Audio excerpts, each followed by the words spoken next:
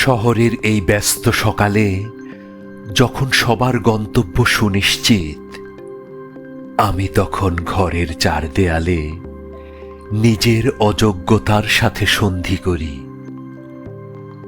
আমার কাছে সকাল মানে নতুন সূর্য নয়, বরং আরো একবার হেরে যাওয়ার মহড়া। হতাশা যখন রক্তে মিশে যায়, তখন একাকিত্ব হয়ে ওঠে একমাত্র ধর্ম। একাকিত্ব এখন আর আমার কাছে বিলাসিতা নয়, এটি এক অনিবার্য দণ্ড। যেখানে বেকারত্বের বিষাক্ত ধোঁয়ায় ঝাপসা হয়ে আসে আমার আগামীর মানচিত্র। এখানে বেকারত্ব মানে এক জীবন্ত কবরের ভেতর দাঁড়িয়ে সাফল্যের কোলাহল শোনা। পকেটে এখন আর রঙিন স্বপ্ন থাকে না, আছে কেবল নিজের ব্যর্থতার এক অদৃশ্য ওজন, যা বয়ে বেড়াতে বেড়াতে আমার পা দুটো আজ বড্ড ক্লান্ত। চায়ের দোকানে পরিচিত মুখগুলো দেখলে যখন গলি বদলে ফেলি, তখন নিজেরই ছায়া আমাকে উপহাস করে এক আজন্ম পরাজিত মানুষের মতো।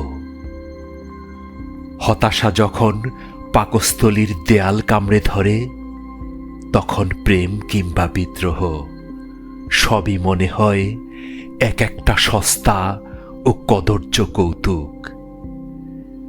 মা বাবার নীরব চোখের সামনে দিয়ে যখন অপরাধীর মতো হেঁটে যাই, তখন মনে হয় অযোগ্যতার চেয়ে বড় কোনো পাপ এ পৃথিবীতে আর নেই।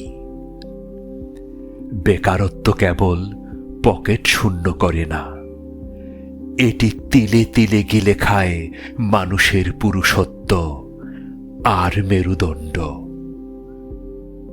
কোনো আশীর্বাদ নয়, কোনো সুদূর প্রার্থনাও নয়। সাফল্যের এই উল্লাস থেকে আমি এখন বহু দূরে এক নির্বাসিত দ্বীপ।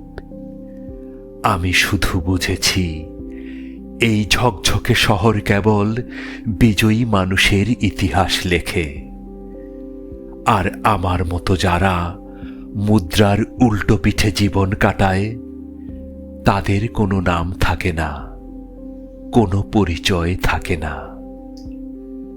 এক গভীর নিঃশব্দে ফুরিয়ে যায় একটা আস্ত জীবন, ফুরিয়ে যায় একটা আস্ত জীবন, আস্ত জীবন।